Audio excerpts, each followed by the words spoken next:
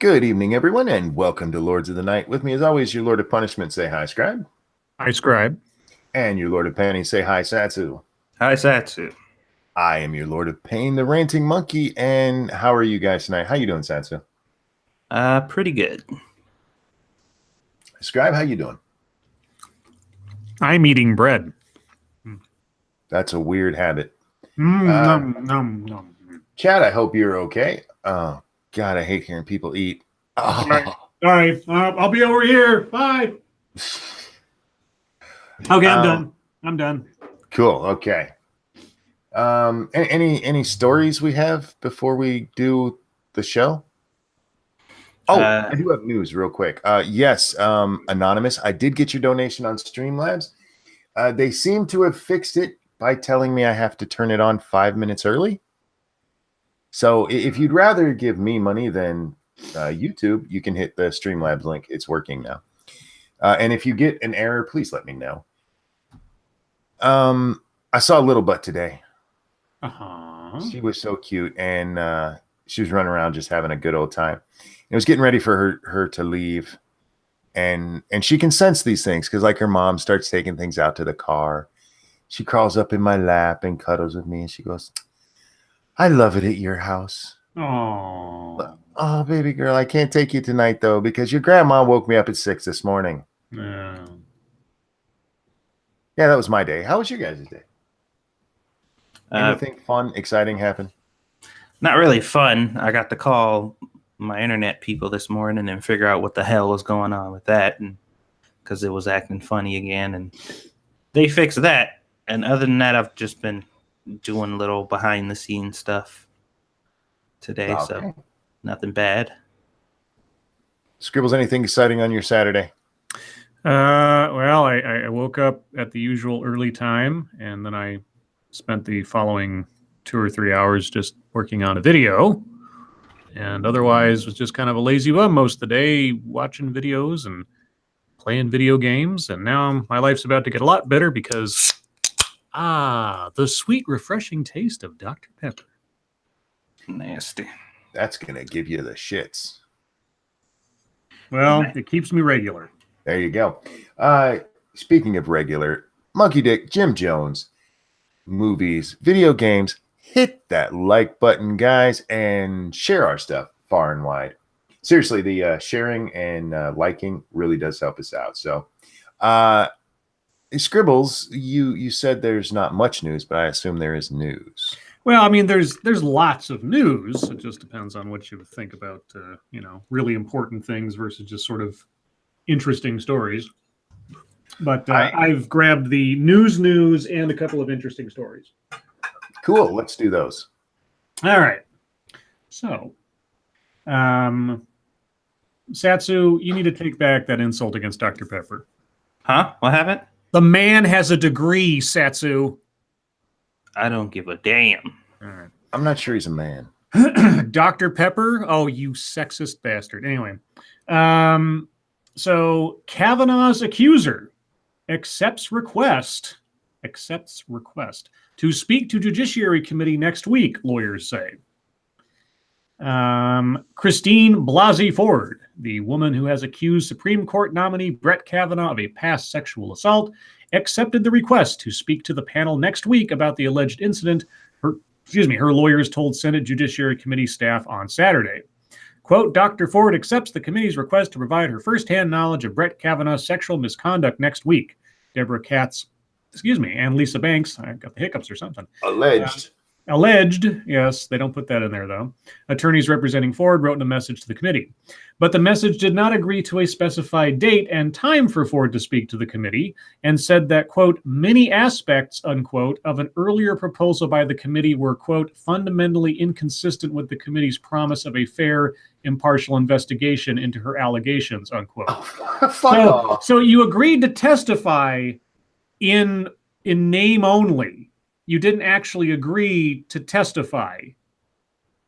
Wait, okay.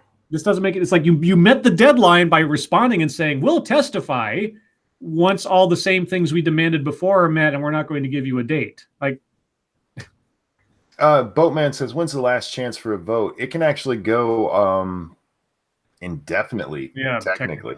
Technically. Lawyers for Ford, along with a bipartisan group of committee staff, tentatively agreed during a Saturday evening phone call to a Thursday hearing, according to a person briefed on the call and a source familiar with it, in the grand tradition of there being no secrets in Washington. That was my addition, by the way. The sources said more details would be ironed out on Sunday. Oh, okay. Kavanaugh allies quickly pushed back on the latest response from Ford, arguing that it does not actually amount to accepting the committee's invitation to testify. I agree with you. Yeah, I agree with you too. A source close to the process who supports Kavanaugh, Jesus Christ. You know, I just want to see that like as a job title. I would just like to see that like on somebody's business card. You know, Joe Smith, source close to the process who supports Kavanaugh. Thank you, Cryptic. Fuck the liberals. This hit job needs to end. Confirm him Monday. The spineless Republicans better not let this get passed next week. I have a feeling that if they don't get it done next week, they'll confirm him the following Monday. Yeah. In point curation, thank you. In layman's terms, what are the requirements for Supreme Court? None. Nomination. Yeah, nomination.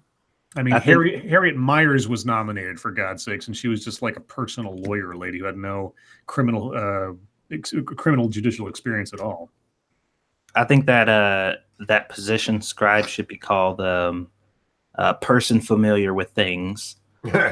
actually, no. Someone could really make a name for themselves if they gave themselves the job title anonymous source. I mean, like. If you started like a media company called Anonymous Source. Oh, great. Yeah. Hey, man, how you doing, bud? It's and point curation. We weren't being smartasses there. Literally, there is no requirement on the Supreme Court, just being nominated. Yeah. It does not require a law degree, technically, though you probably do want someone with some judicial experience. That's why usually it's a judge. Yeah. Or I don't know if like a just flat out lawyer has ever actually just ended up on the Supreme Court. I'd be curious to know. Typically, it goes up through the federal judgeship and then to Supreme Court. Yeah. Although, like I said, George W. Bush nominated his own personal lawyer who'd never been a judge, never done any criminal law. So, yeah, by all technicality, anybody can go on to be nominated. Let's see. A source close to the process who supports Kavanaugh told CNN, quote, "This is not an acceptance of anything at all. The email doesn't even say she will testify. It says she will, quote, provide her firsthand knowledge, unquote, but it doesn't say how. It says she will do so next week, but doesn't say when. And it says the rest of the terms are still up for negotiation. It accepts nothing at all, but the language is very carefully calculated to give her credit for having accepted." Yep, I completely agree. The White House responded in kind, quote, "Brett Kavanaugh has been clear from the beginning. He categorically and unequivocally denies this allegation and is eager to testify publicly to defend his integrity and clear his good name." On Monday, Brett Kavanaugh met with committee. God damn it. Okay, let's try this again. On Monday, Brett Kavanaugh met with committee counsels to answer questions subject to criminal penalties and offered to testify publicly Tuesday morning. Since then, we have heard about different dates, conditions, and ever-changing schedules, but today we appear no closer to a fair hearing. But one thing has remained consistent: Brett Kavanaugh remains ready, willing, and eager to testify as soon as possible. Let's see. Several points of contention still need to be worked out before there is any final deal. Well, there shouldn't be at this point. They gave her a deadline. It was a deadline to agree or not agree. Yeah, there's it's really simple. Either come talk or don't, period. A source close to Ford says the legal team still wants the hearing on Thursday. Senate Judiciary has proposed Wednesday. Ford's team still wants questioning only by senators, while some on the committee are pushing for a female outside counsel to do at least part of the questioning for the majority. Ford's lawyers also still want some others to testify or be subpoenaed, including Kavanaugh's high school friend Mark Judge, who was identified by Ford as someone else in the room during the alleged assault. Judge told the committee in a letter sent by his lawyer earlier this week that he has, quote, no memory, unquote, of the alleged incident and said that he does not, quote, wish to speak publicly about Ford's accusations. He also denied the allegation in an interview with the Weekly Standard last week. And then it goes into some more stuff. So basically, they didn't agree to anything. They just put out a letter to sort of as a placeholder. Yeah, basically. And real quick, let me get this. Cryptic says, Sotomayor was never a damn judge.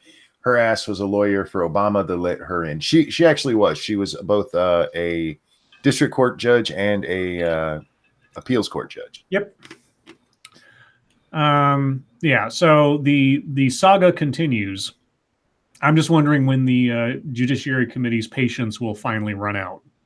Well, if I'm Grassley and I accept this as okay, we're coming to testify.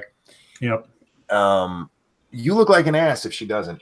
Cryptic, thank you. I'll stand corrected. No, hey, dude, we all make mistakes. He's set himself up for, hey, a wild bear's appeared. Stupid never sleeps. What's going on, everybody? Yeah. And so you're awake, huh? Scribe, why are you being like that with me? You walked into it. Why are you being like that with me? I thought you loved me. Why am I being like that with you? How long have you known me now? 2 years. Yeah. He's saying you should know he's an asshole. That's right. Newsflash.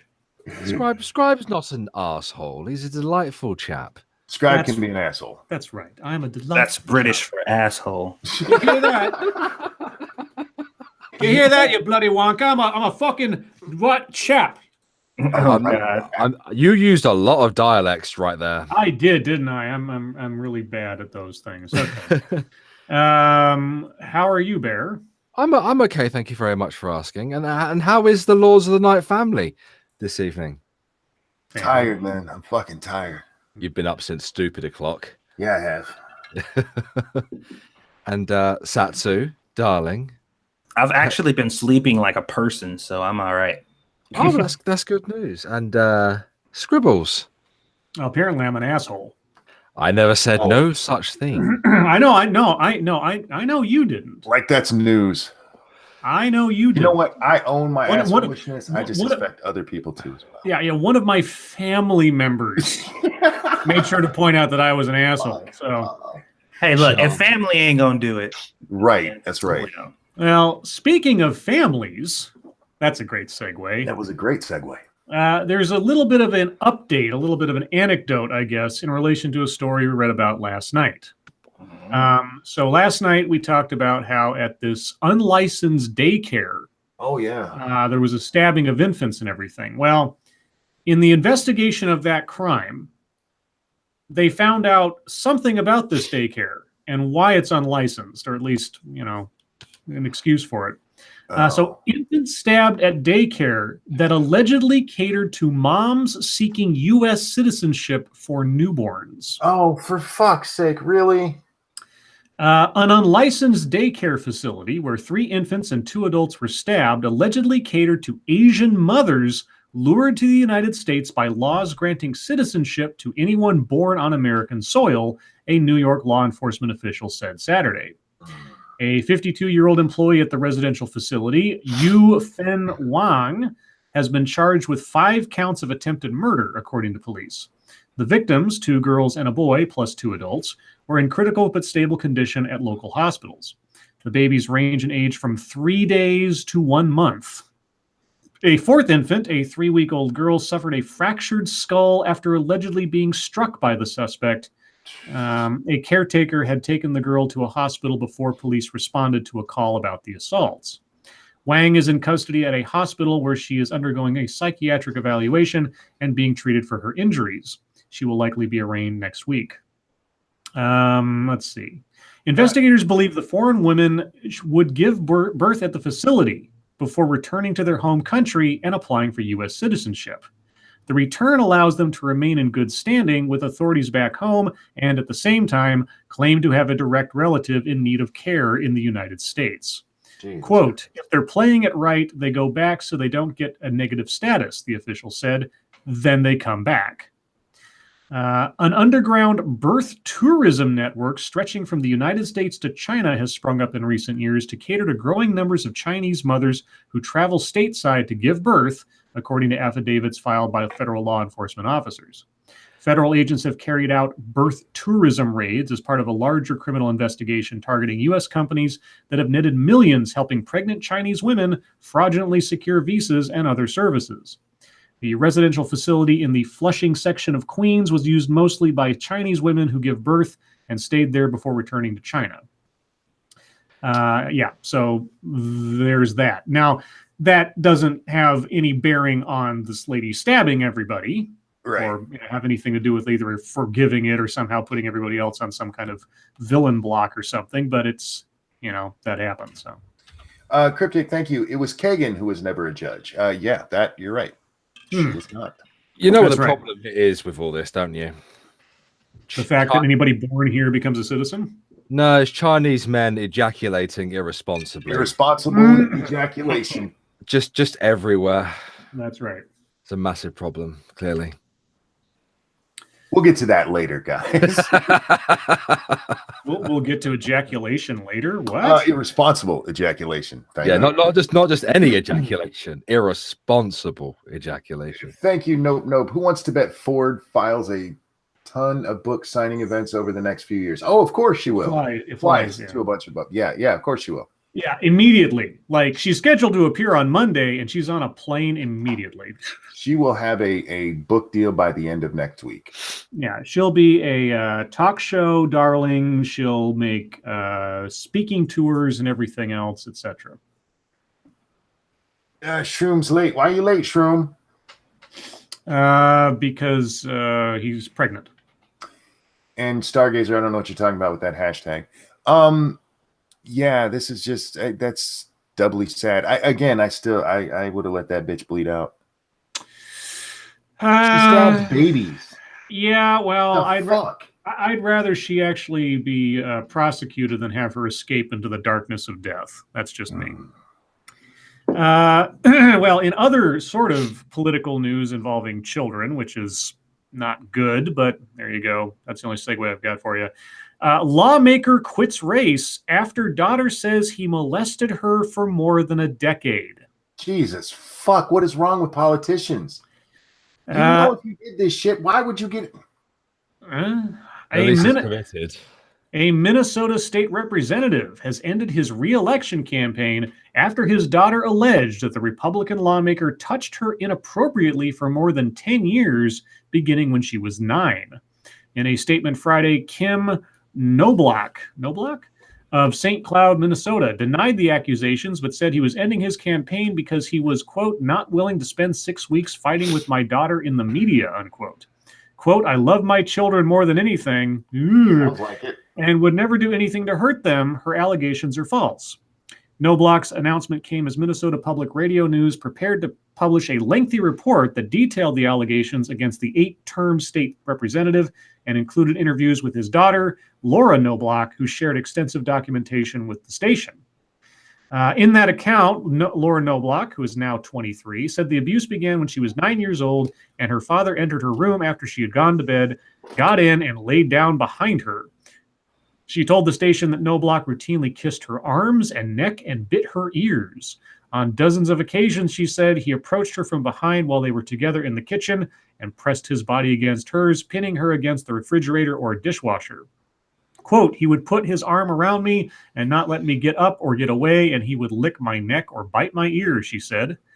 When Laura Knobloch was 15, she said her father once pinned her down and asked if she liked the way he was touching her. She was afraid, she told the station, and felt as though she didn't have a choice, so she said yes.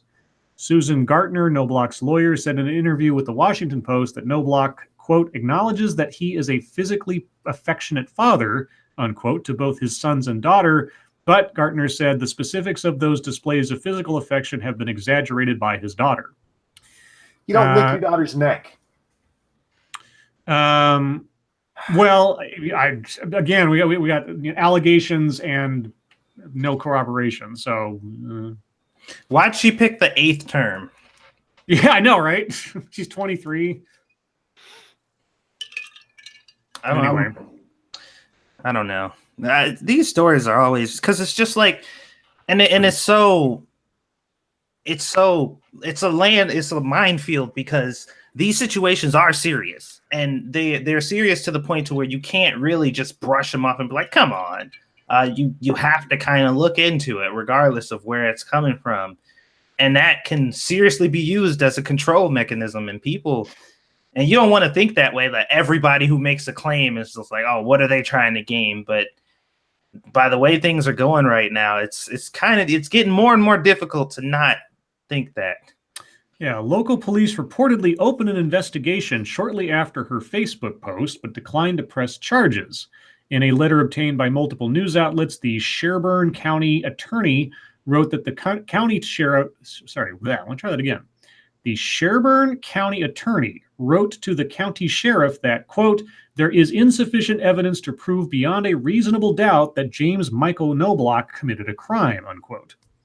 So there was an investigation and no charges were filed. So well, there you go. But anyway, he's not going to run for office again, and he'll leave office at the end of the year, and that's it. Wow. So, okay, so the only thing I'm getting from all these situations is anybody, if you know somebody who's going through this situation, if you're going through it yourself, fucking say something about it, because regardless of if these people are doing this shit or not, they're so hard to really, to do anything about it, because what can they really investigate? The fact that you said it, and that was it. Now, unlike all of the other ones, this one there's no winner. no. This is now a broken family, and that's fucked up. Yeah.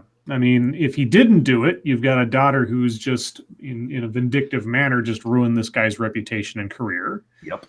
If he did do it, then you've got a monster who can't be charged and a victim who is never going to get justice. So, yeah. Anyway, I mean, if there's one thing to take away from all of these situations, whether it be the allegations by Ford or all of the women who have come forward in the aftermath of this to, give their own stories and say like, well, I was also molested when I was 16 or something, and this happened to me and this happened to me. And yet this is the first time they're talking about it. I would assume that they regret not having said something at the time. That seems to be the common theme amongst all this. Yeah. I mean, you would think that like the feminist movement and Me Too and all these other groups or whatever, if they really, really wanted to fix this situation, because there's a common theme here, the fact that all of these things happened fucking years and years ago. Yep. So there should be a massive push for all these social groups to be like, say something when it fucking happens. Stop making excuses and telling people not to, because they actually do that. They'll say, exactly. They say the opposite. Plenty of reasons not to say something when it. No, fuck that shit. You need to fucking say something. I mean, in the way the climate is now, I think I'm not a woman, obviously, but I would think it would be easier in this day and age to tell someone without it turning into something of a stigma on that person if you do it at that time. Yes. Yeah, well, that's supposed to be the idea, right? Right. You got a super chat. Wabbajack, thank you. Talk about Minnesota Nice. Also, Knobloch, yeah. So, I mean, yeah, the people who lived 30 years ago or whatever, when coming out with that information, probably wouldn't have that much support, et cetera. So maybe there's nothing to be done about women who are in their 30s or 40s now who had something happen, and that's just, lost opportunity or whatever. But today, yeah, the promotion should be women, if something happens, or women and girls, if something happens, tell someone. Don't wait. Don't be scared. Don't feel ashamed. Tell someone. Instead, all we hear is like, how difficult it is for women to talk about what happens to them.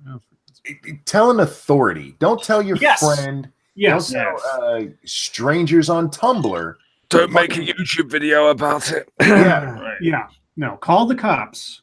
Tell a teacher, call the cops, whatever makes the most sense for the moment, but tell someone outside that can maybe do something about it. That's the message that should be promoted, but we're not hearing much of that as far as I can tell.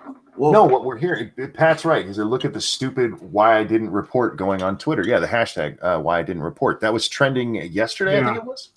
Why I did, and it was trending because Trump made a really fucking stupid tweet. Yeah. Well, but still, the You guys are absolutely right. We should be pushing. Say something. Well, see, the Say it Alex now. Jones in me. Wait, Alex Jones is in you? Ew. Yeah, where'd you think he went? Anyway, That's I a don't fucked know. up sentence to start with, right there, Satsu. no, Yeah. but like When I heard when I heard that Alex Jones fell into a black hole, I didn't know it was literal. Oh no! That was well played. Well played. No, but like the conspiracy theorist in me is thinking that there's a reason that they don't want them to, because they're like, we're already having a hard enough time claiming that this is an epidemic, which it is. So they're like, we need to make a big deal about it, but we also need to actively persuade people to do the thing that is perpetuating and continuing this problem, because we need to continue to get paid to bitch about it. So this is wrong. It's horrible, but don't say anything when it happens. Wait until 30 years from now so we can use that later. We understand why you didn't. We understand why you let monsters go on to abuse other women. Yes. And by the way, thanks. Yeah.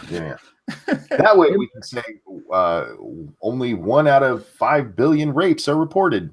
Hey, you know what? It just, at least her father paid attention to her. Oh God! Come on, dude. Jesus!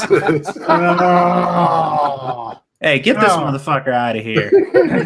All right. Well, speaking of the fairer sex, as it were, this op-ed appeared on CNN today.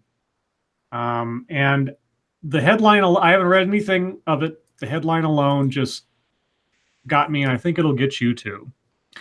Why Maryland shooter's gender is so confounding.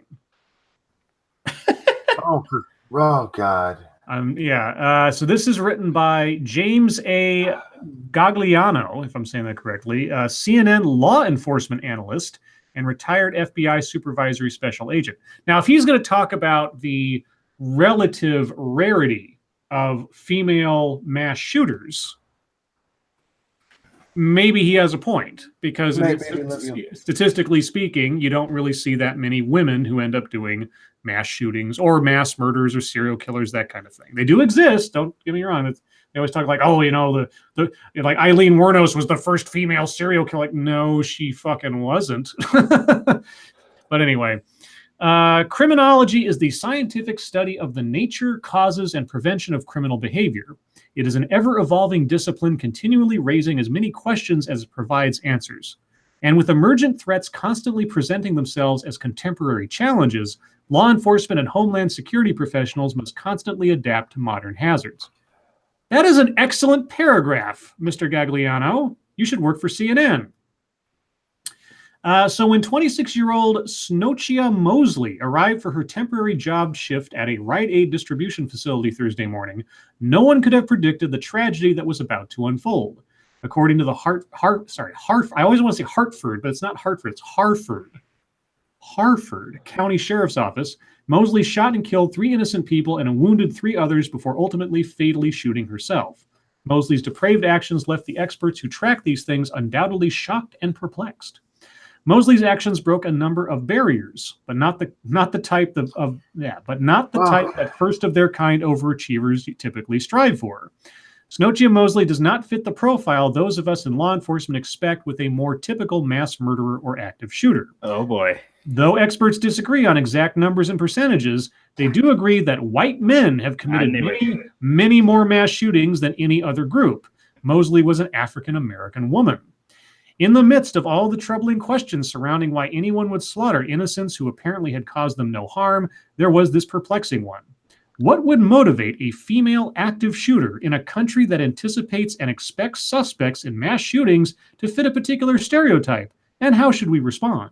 It was probably the Serena Williams cartoon. Fair play. Snochia Mosley has left many unanswered questions in her wake as police began to piece together clues as to why she took her legally owned and registered 9mm Glock pistol and elected to gun down colleagues. A coworker described her to the Washington Post as, quote, a nice person, but acknowledged she arrived at the Rite Aid facility yesterday morning in a, quote, bad mood.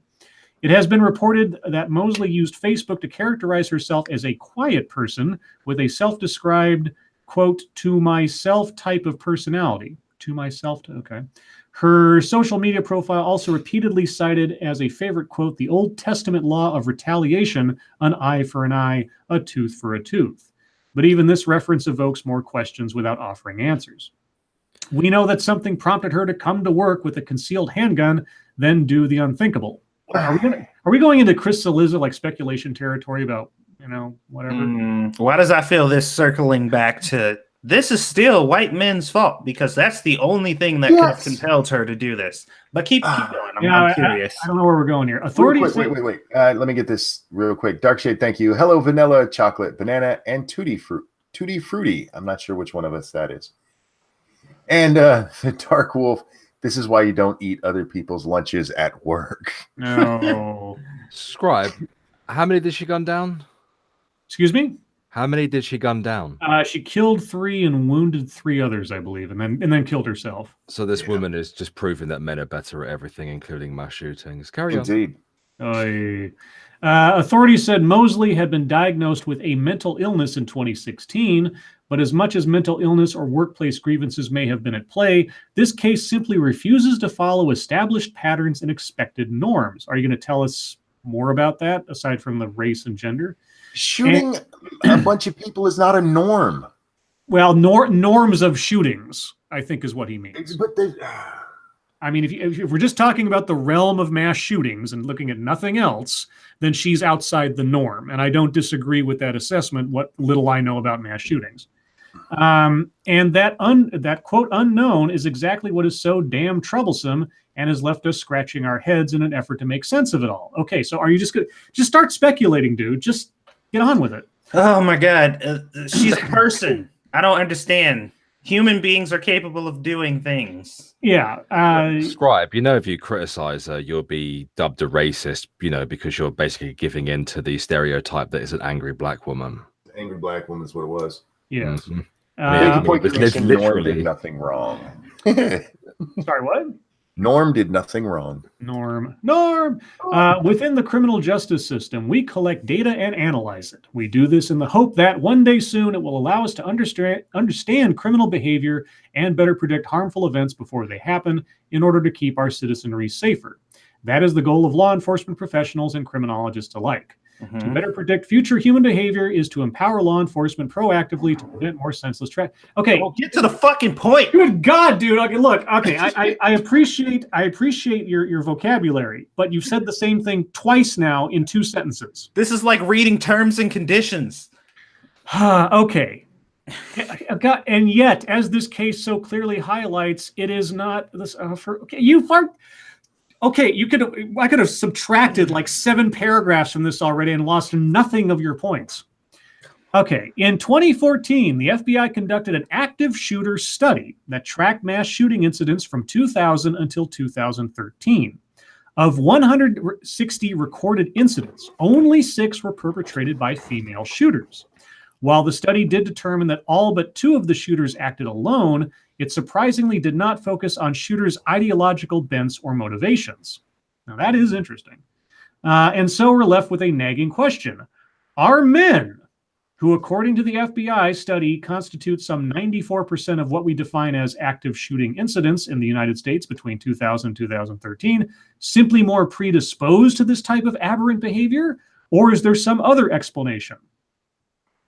Men are more predisposed to outright violence, yes. Yes, that's human nature. Human nature, testosterone. Irresponsibly ejaculating their gun. Indeed. Shooting their loads all over the place. Women are more likely to poison you slowly. Yes, exactly.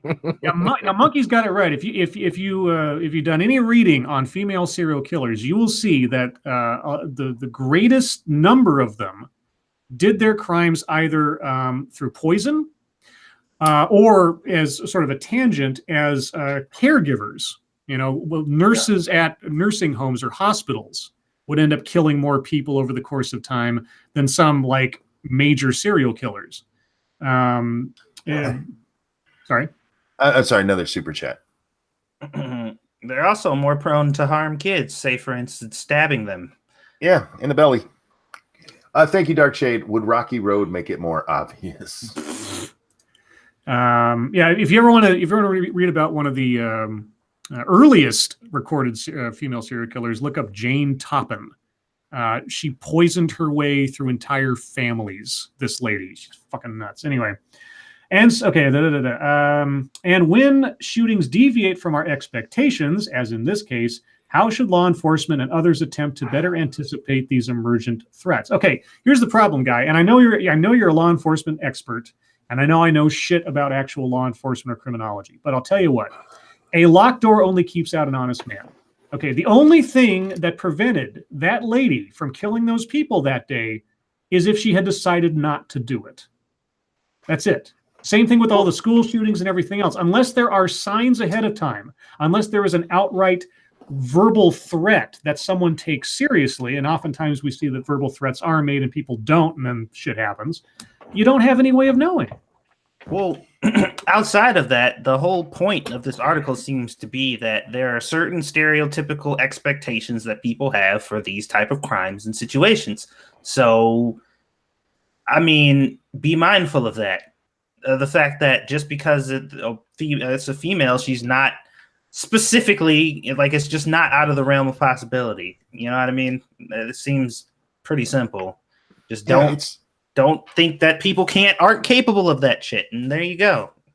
It's not going to solve it, but, whatever. Yes, even if most mass shooters are men, that does not mean there won't be women. Yeah.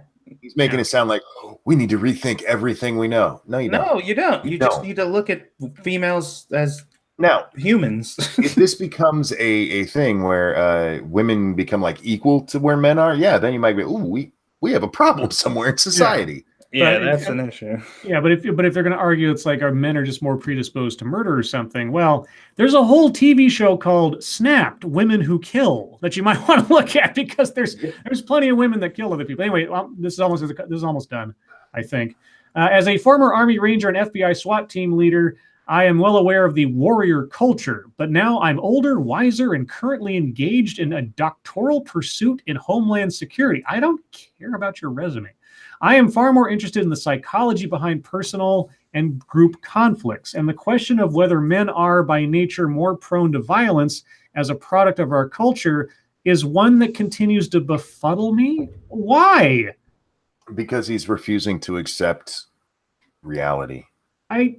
Okay, there may have been a biological component to this too. Men have historically been endowed Well, I'm endowed. What? I don't know about you. No, dude. Sexual dimorphism. Men are, on average, possessing of greater strength. Yes. That just greater physical strength, and traditionally have served as the protectors of their family units. Yeah, that's just historically been endowed. It's almost like it was artificial or something. Okay, I'm done with this guy. I don't know what he has no point. The article gets nowhere. It doesn't actually say, here's my thoughts on it or speculation as to why. He just goes on the fact that I'm so confused as to why this happened. That's about it. God damn it. Anyway, that's it. That's all the stories I had. Guys, with that, we are going to move on to MSS News. If there's a story you'd like us to take a look at, hit us up on the hashtag MSS News. We can't get to all of them, but that's because Scribe's an asshole. Would you like to read all of tonight's MSS News, Monkey? I would love to, but I can't. Yeah, Monkey's illiterate. I'd get through one story and we'd be at 10:30. Let's see. So our first one comes from Funk Physics. Let's see. Which one do I want to go with? I'll go with this one. Okay. Funk sent us at least 3. And again, guys, I know many of you send lots of stories, but I'm trying to get to as many different people as possible. So I'm going to just pick one. And if somehow we end up back at yesterday's list, I'll go back up and circle around again. But we do appreciate them all, guys. We really do. Yes, we really do. ISP can charge money to expose pirates. Canadian Supreme Court rules. I'm sorry, what? ISP can expose pirates? No, ISPs can charge money to expose pirates. Gotcha. Okay. The Canadian Supreme Court has ruled that ISPs are entitled to compensation for looking up the details of alleged copyright infringers. This is the result of a dispute between Rogers, the internet company, I assume, and movie company Voltage Pictures, which demanded details of tens of thousands of alleged pirates. The scale of compensation is yet to be determined. Movie studio Voltage Pictures is no stranger to suing BitTorrent users. The company has filed numerous lawsuits against alleged pirates in the United States, Europe, Canada, and Australia, and is believed to have made a lot of money doing so. In 2016, Voltage launched a reverse class action in Canada to demand damages from tens of thousands of internet users whom they accuse of sharing films including The Cobbler, Pay the Ghost, Good Kill, Fathers and Daughters, and American Heist. I think I've heard of 2 of those out of all of them. This meant that in a single swoop, many internet subscribers were at risk of having their personal details exposed. However, internet provider Rogers was not willing to hand over this information freely. Instead, the ISP demanded compensation for every IP address lookup as is permitted by copyright law. The provider asked for $100 per hour of work plus taxes to link the addresses to subscriber accounts. The federal court initially agreed that the charges were permitted under the Copyright Act. However, when Voltage Pictures appealed the decision, this was reversed. Unhappy with this outcome, Rogers took the matter to the Supreme Court. In a 9-0 decision, the Supreme Court ruled in Rogers' favor this week. The internet provider is entitled to recover costs to link IP address. Is entitled to recover costs to link IP addressed to customer details. How about addresses? Exactly how much will be determined in a future federal court hearing. Okay, so there you go. Thank you, Point Curation. Question is if telecoms have the power to refuse. Pretty sure they don't. So wait. Not without compensation, at least. From what this sounds like, it sounds like a situation where they're like, hey, you're putting our customers' personal information at risk, and you can't do that unless you pay first. Well, what they're saying is you can't just come to us with frivolous lookups and make us go through all of this shit without compensating us for our time. I feel that. I have no problem with that. No. This one comes from senior staff reporter and chief Florida correspondent Colleen Bernier. This is a weird one. Murdered man's body found after tree unusual for the area grew from a seed in his stomach. Wow. Ooh. What? Hot. A missing man who was murdered more than 40 years ago has been found after a seed from a fig in his stomach grew into a tree. Ahmet Hergun was killed during the conflict between Greek Cypriots and Turkish Cypriots in 1974, but his body remained undiscovered for decades. It was eventually discovered because the tree which grew from him was unusual for the area. Incredibly, the dead man had been taken into a cave with 2 others, and both of them had been killed by dynamite that was then thrown in after them. Damn. Yet the dynamite also blew a hole in the side of the cave, allowing light to flood into the darkened interior, which in turn allowed the fig tree to grow from the man's body. Weird. Wow. Dude, this sounds like a mission on Skyrim. Yeah, no shit. Let's see. His sister, 87-year-old Munir Hugener, I'm probably not saying that right, said, quote, "We used to live in a village with a population of 4,000, half Greek, half Turkish.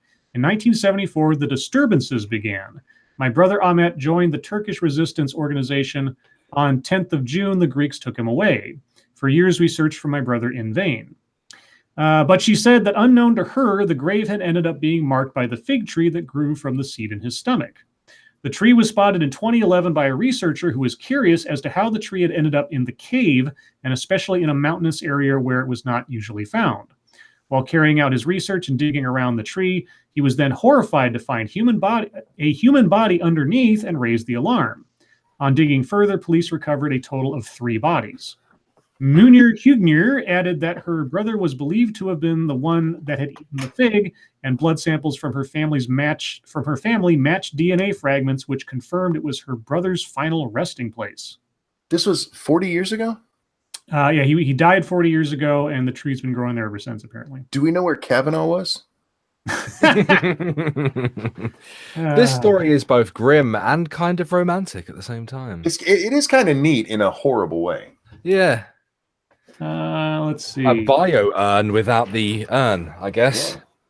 It's kind of cool. How about we do this one? This one comes from Frosted Glass. Another Canadian story. Canada looks at nationwide ban on handguns and assault weapons. Do it. After a particularly dangerous summer of gun violence in Canada and 2 mass shootings sparking public outcry, Prime Minister Justin Trudeau has done something that would perhaps be unthinkable in America. It would be, given the Constitution. He's called on government officials to examine the impact of a full ban on handguns and assault weapons. Shootings in Toronto and Fredericton, I don't know that one, have been a flashpoint for an already growing urgency about the gun debate. On July 22nd, 2 people were killed and 8 others wounded after a gunman fired into restaurants and patios packed with evening patrons on one of Toronto's busiest streets. On August 10th, 4 people, including 2 police officers, were shot to death in an apartment complex by another resident for yet unknown reasons. The percentage of crimes involving handguns has grown by 30% over the past 4 years in Canada. Jesus. In addition, a Canadian press report this summer stated that more than 40% of weapons used in crimes in Canada are of domestic origin, bought by straw purchasers who are legally licensed and then sell the weapons illegally to others. That report has come under fire recently as Royal Canadian Mounted Police officials failed to locate records to support the stated rise in domestically sourced firearms in either their Ottawa or Edmonton archives, and Toronto police officials released information that stated only 9% of weapons seized in 2017 originated in Canada. Okay. Well, I'll be curious to see what the government officials say when they do a review on that and whatever. Oh, never mind. Imagine Jen with an assault rifle. Oh, wow. I don't, because I would have to imagine myself dead. But she's walking, talking sunshine. Mm-hmm. And that is what you should watch out for. Thank you, Cryptic. Needs to stop doing drive-bys. Yeah. Wasn't the Toronto thing a Muslim thing? Mm-hmm. I have no idea. I swear it was. It was an immigration thing, basically. Yeah. Okay. Yeah, but make sure, look for them guns. That's probably the problem. So another daddy-daughter story, unfortunately. This one comes from Boatman99. This is from Cosmopolitan. Girl describes what it was like to have sex with her dad. No. Welcome to Pornhub.com, ladies and gentlemen. Monkey, where's that newspaper? Cosmopolitan. Okay. Now, this story is from February 19th, 2015. Not quite sure where we're getting it now, but I'll read a little bit of it just because it's still on the internet. But this is a quote, I'm presuming from the girl involved. Quote, "The sexual intensity was nothing like I'd ever felt before." No. Okay, I gotta take my headphones off. Okay. Hold on while I unzip my pants. It was like being loved by a parent you never had and the partner you always wanted all at once. What? I have never heard Bear giggle like a schoolgirl, but this story has made Bear giggle like a schoolgirl. Is this the one about they were reunited after years? Yes. Okay, yeah, I've heard about these people before. There's actually if this is the Cosmo story, I'm thinking you stop giggling. There's actually a name for this. I forget what it's called. Well, it says genetic sexual attraction. Yes, there you go. Oh my god. Oh god, that's amazing. I'm not going to read anymore because I don't really need to after Bear's been giggling like a little dude. Somebody clip that. I want it as a ringtone. That is ringtone material right there. Everybody be quiet for a second. There you go. There's your ringtone, guys. Oh god. Okay, we're moving on. Bit of incest at 10 to 3 in the morning. Just real quick to touch on the story. The daughter was adopted out, or the dad had left, and they reunited and fell in love, and it is fucking disgusting. Yeah. Let's see. Talk about irresponsible ejaculation. Okay, this one comes from Emperor WR Costum. I didn't know that these could actually happen in Canada, but apparently they can. We've pretty much lost everything. Homes destroyed as Ottawa Gatineau tornadoes cause mass outages. Oh. I didn't know that tornadoes happened in Canada, but then I suppose they can. About 100,000 Hydro Ottawa customers are still without power a day after 2 twisters ripped through the area and neighboring Quebec, and the city's mayor is warning residents it could take days to fully restore service to those neighborhoods hit hardest by the storm. In addition to destroying some of the city's electrical infrastructure, the tornadoes sent 5 people to local hospitals. 2 are in critical condition, 1 is in serious condition, and the other 2 are stable. Others in neighboring Gatineau, I don't know how to say that, on the Quebec side of the Ottawa River were also transported to hospitals with injuries. Okay, well, thankfully nobody died. Let's see. I didn't know they had trailer parks up there. Well, they're showing pictures of some of the power stations, and they're completely just destroyed. It's crazy. Yeah. Okay. So, and there's a couple of houses overhead shot. Yeah, no, it looks like what you'd see in a tornado in Kansas kind of thing here. So amazingly that nobody died actually. So yeah.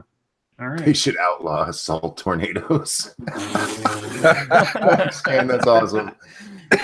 That's something I never thought about before, but I've never considered the fact that tornadoes happen in places that aren't America. Right, yeah. It's just never something I ever had to think about. And then when you think about it, have you ever seen a natural disaster movie about a tornado that wasn't in America? They have fire tornadoes in Australia. Holy fuck. Yeah, they do. Let's see. How many more do you want me to do, Monkey? Let's just do one more. I didn't realize the time. Sorry about that. Okay, we'll do this one from Shady Grin just because the headline makes me laugh. Study says watching the Kardashians actually makes you a worse person. There's a fucking shock. I hope this was painful with government. Okay. Watching Keeping Up with the Kardashians for as little as 60 seconds may sap your sympathy for the poor. Wait, is it? May sap your sympathy for the poor. 60 seconds, that's all it takes? What's the date on this? Gone in 60 seconds. August 3rd of this year. Oh, God. I remember this story. So do I. I don't remember why. I don't remember it, but whatever. They carried out a fucking study on it. It's amazing. Can you imagine how this study took place? They were just sitting there all right, it's been 60 seconds. What are your thoughts on poor people? Fuck those poor ass people. I'm fucking crying. This is all Bears country's fault. Research from the London School of Economics found that exposure to, quote, materialistic media and shows that, quote, glamorize fame, luxury, and wealth accumulation, unquote, may bring about anti-welfare and materialistic sentiments, according to the Telegraph. Two control groups, 487 adults in total, were shown distinct media. One group was shown ads for luxury products and photos of rich celebrities, and the other neutral images about public transport, natural scenery, and more. Quote, results showed that even a small amount of exposure to materialistic media had a negative impact on both anti-welfare attitudes and support for anti-welfare policies. Yes. I have to save my country now. Participants were also polled about their viewership of materialistic television programs, such as Keeping Up with the Kardashians, and researchers again found regular viewers exhibited, quote, stronger materialistic and anti-welfare attitudes than lighter consumers of these shows. Quote, humans are inherently materialistic, but also very social and communal, explains study author Dr. Rodolfo Leva. The way this is expressed depends on our culture. If there is more emphasis on materialism as a way to be happy, this makes us more inclined to be selfish and antisocial, and therefore unsympathetic to people less fortunate. Well, shit, I don't even watch the Kardashians, and I'm all that. Does it matter for watching what Caitlyn Jenner or the other Kardashians? The only reason I'd watch the Kardashians is for butts. That's about it. Their butts are misshapen. Thank you, Sarah Flyer, for my favorite Lord of Pain. Love you guys. Love you back, Sarah. Thank you so much. I just love this concept of, you know, watching the Kardashians as a subliminal capitalistic message being forced into the brains of my fellow countrymen. This is how we save the Labour Party. This is how we stop Jeremy Corbyn. Well, the image in my head is somebody sitting there like Clockwork Orange style with those eyeball stretcher things in, and they're just forced to watch the Kardashians to brainwash them into being capitalists. Yeah, I love that idea. I'll kidnap Jeremy Corbyn, tie that motherfucker up, and put that shit on. Just start spamming your page with nothing but rich people. Yeah. Yes, just to start playing reruns of Lifestyles of the Rich and Famous. That's fantastic. Anyway, that's fantastic. All right, guys, that is going to wrap up hashtag MSS News, and we're going to give Scribe's voice a little rest here. And take us on to YouTube time. Satsu. Yes. What'd you do today? Not a motherfucking thing. Well, as far as uploads go. Thanks for playing. I did do some behind the scenes stuff, but that's it. Nothing major. We will be streaming though after this. We'll be playing Raft. Indeed. On 2 Cents Plus.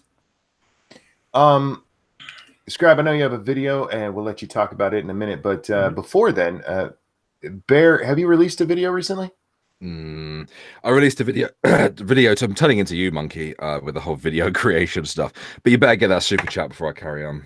Telegon, thank you. Still think capitalism isn't the Bond villain of ideologies? Shut up, commie in space. No, you know why? Because it makes society better. Exactly. Booty, big titties, and Rolls Royces. And on that note, real quick, I want to say hi to Lucky Pop-Tart's underage daughter, Willow. Hi, Willow. Hi, Willow. Don't mind our language. You were saying you've turned into me. Yeah, I think I'm turning into you, mate. I just haven't made anything for Irate Bear at all in about 10 days now, and I don't see myself making anything anytime soon either. Still making videos on the second channel. 2 days ago, I made a video on a terrible person by the name of Amberlynn Reed. Oh, God, that cunt. Yes, most people here are subscribed to Omegon. Omegon carried out 2 Content Cop style videos on her. They both did very, very well. Very well in-depth analysis of her as a person, and she, if you can look past, you know, her being the size of a walrus and resembling one and eating like one, makes Tess Holiday look thin. She does. She's a big fucker. She's actually a terrible person in general. She is, yes. She's a manipulative bully, which is odd for I thought fat people were quite jolly, but apparently not. So I myself did a Lord Bear reaction video 2 days ago on that, and I just did like a stream with you and Sinatra today. Well, yeah, we're going to talk about that while we let Scribe's voice rest. You want to tell the audience what we talked about today? We spoke about the irresponsible ejaculations of men. Irresponsible ejaculation. And how that's destroying women's lives, literally destroying women's lives. Guys, this is the article, or well, it was at the time, it was the tweet thread about the lady who said that all unwanted pregnancy is men's fault. Yep. And yeah, we went through on Irate Bear's channel today, and we actually read every one of her goddamn stupid tweets. There were quite a lot. There were roughly, I don't know, maybe I'd say about 30, maybe 40 tweets of this tweet thread in which she explained how men were to blame for unwanted pregnancies 100% of the time. Yes, and she had a lot of opinions and a lot of suggestions on how we can stop some ideas, yes, to stop things like abortion. And she seems to think that these choices would stop abortion clinics or abortion being a thing inside 3 months. Now, I don't know about you, Monkey, but I'm just a little bit skeptical of her ideas.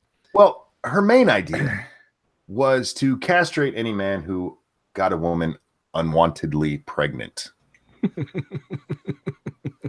She also suggested giving 13-year-old boys vasectomies. Yes, because those are the ways you stop abortion. Because it's okay to circumcise a baby, so therefore it's okay to give a boy the snip at the age of 13. Yes, she also tells us that the pull-out method is 96% effective, and that women can only get pregnant 2 days a month. Yes, which she doesn't even know how female biology works, despite making the argument for it. And apparently, female contraception, the side effects are brutal, and seem to happen to all women 100% of the time. And that's men's fault, apparently. And by the way, guys, having a vasectomy, not much different than the medical exam a woman gets to get on the pill. She's clearly, she seems to think that going to the doctors and going to having a prescription is as invasive as having a vasectomy. Yes. Now, don't worry, guys. Having your balls cut open only hurts for about 24 hours. That's something else she told us. But which, by the way, having had it done is bullshit. She also doesn't believe men that quote unquote grandstand against abortion are actually against it. No. And her whole reasoning for this, if you read through the whole thing, men just want pleasure. Oh yeah, that's another thing as well. The whole thing with condoms. Yes. It's only for a couple of seconds of pleasure that we are willing to put women through life-altering, horrible, brutal pain. And if you think about it, she has a point, because if you ate food that hurt somebody else, you'd probably stop eating that food. I am not shitting you. That is an example she uses. Her analogy is one of the worst I think I've ever. That was so fucking. But guys, yeah, that was on Irate Bear, right? It was on the main channel. It is public as well. Yeah, she's had 6 kids, and Monkey and I discussed this. We can't decide which is worse, whether her boys growing up being taught this or girls being grown up taught this. I don't think there's a win in that situation. I really don't. No, there's no win. We can't walk away from that with a win, unfortunately. Although if I'm her son, I'm gonna get nervous around 13. Yeah. Come up to that 13th birthday, you might want to go live with dad. Oh, Faith's abdication of reason says, does she take no responsibility in women's half of the equation? She does, but only in wanted pregnancy. Yep. Unwanted pregnancy is 100% of the time the man's fault. Yeah, she had no agency, no responsibility for women whatsoever. It's all men's fault, because apparently sex is just a one-way. Hey, if we'd be responsible with where we ejaculate. You not believe how many times she says irresponsible ejaculation in this thread. Her argument against men was like, oh, men only do it so they can feel like 0.1% on the pleasure meter more. Yeah. And she's like, fuck off, bitch. You don't have a dick. You don't know what it's like to wear a condom. It's shit. Yeah, in her world, wearing a condom versus not wearing a condom is only off on a 1 to 10 scale, from a 10 to an 8. Yeah. We talked about this before. Yes, men, we talked men don't have a right to tell women about their bodies, but women are experts when it comes to everything there is to know about men. Thank you, Gregory Hirsch. She was Margaret Sanger, combined with Joseph Mengele. Mengele. I almost had it right. Dr. Mengele. You know who that is, right? I do, yes. All right. That doesn't mean I can pronounce it. No, that's fine. Me and reading and pronouncing don't go together. Yeah. But yeah, check that out, guys. We had a lot of fun with it. We really did. It's dumb as this bitch was. Oh, yeah. Which, by the way, is the only thing I've done on YouTube, which brings us to Scribe. Yes. Well, I put out my video this morning. It's a D-Ray McKesson, the well-known Black Lives Matter leader, spokesperson, etc. An extra in Planet of the Apes. Oh, Jesus. Yeah, I saw that. That Look, meme. It wasn't me who said it. He said it. He claimed that was him. So he pointed out that there is a character in Planet of the Apes that kind of looks like he's wearing the same kind of blue puffy vest that he has made his sort of like, I don't know, power object or his signature costume. That motherfucker needs a new vest. Yeah. Anyway, but who he is and his association and everything really had nothing to do with this video because he never really brings them up. So it never really became part of the conversation. But B-Ray was on The Big Think, which was titled Why Meritocracy is the Most Destructive Myth in America. Mm-hmm. Now, he only touches upon the whole destructive myth of meritocracy in one portion of the thing. Most of it is telling us how white people have nothing to worry about in the world because they are given free food, shelter, and education, or quality education, whereas anyone who is not white are denied these things because the systems prevent them from ever having these things. Yes. Sorry. I watched your video, and I don't know how you did this one. I really don't. It was very. I will not deny. It was very well. You go ahead. I'll say it. No, I know it's your time, but I watched this and I put it on as I was doing something else, and I kept listening to what he's saying, and I actually had to stop and go, "What the fuck are you even? What are you talking about?" His points made no sense, and you hit them all, guys. If you haven't seen it, make sure you go watch his video. It was excellent. Yeah, one of the problems, and I should have put a note in this deal, is there. If you watch the video, there are a lot of instances in which I like the portions where he's talking. It sounds like I'm cutting him short. I'm not cutting him short. It's just that he runs through his words and his thoughts so quickly in places. They run together. Like he will be ending on the last syllable of one word in one statement, and it'll immediately merge into the first word of the next statement that is not necessarily related to the first statement. It's like trying to respond to a Riley Dennis video. I put on Twitter, I had to take breaks in between trying to tackle each one of these things as he went along because it just became practically nonsensical to try to parse out one statement, one claim from another. And so that's what took me so long to do it, is just because it was just mentally exhausting. But I'm sorry. The one part that was so bad for me is that even in one sentence, it wasn't necessarily that you had to stop and break his sentences in half. Yes. Because his thoughts didn't go together. Yeah. So I'd let the whole thing play out so everyone would kind of know this is what the guy said, uncut. And then I'd have to stop and just say, whoa, okay, let's back up and take these on one at a time, because these are completely separate things he is saying, independent of one another, and aren't necessarily at all relatable. Mm-hmm. He would start out by saying something like, children of color don't advance as far after they find out that if they think that meritocracy is real, and then immediately go into something about marijuana arrests in New York. I'd be like, what? Yeah. So anyway, the gist is, though, and this is the point of the video to a certain extent. Spoiler alert, I'm kind of giving away my summation. The fact that he's promoting a racist conspiracy theory that all white people get everything they ever want and never have any hardship, and all black people are immediate victims, or people of color. He wavered between kids of color and black people specifically. Aside from all that, it's another one of those videos, kind of like the Vox one I reposted recently that talked about hurricanes and hurricane response, where someone will stand up on a stage or in a podium or whatever and start listing off all these things that are wrong. All these things that, if you don't, look at them too closely and just take them at their word, would demonstrably be bad things. Poor people have disadvantages, and there's not as much looting as people say they are, and people are being victimized, yada yada yada.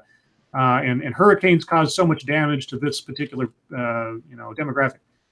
And then you keep waiting for them to say, okay, and here's how we can solve that. And they never do. Mm-hmm. D. Ray McKesson in this video talks a lot about how the current system needs to be torn down, and we can guarantee people water and food, etc. We can do this, and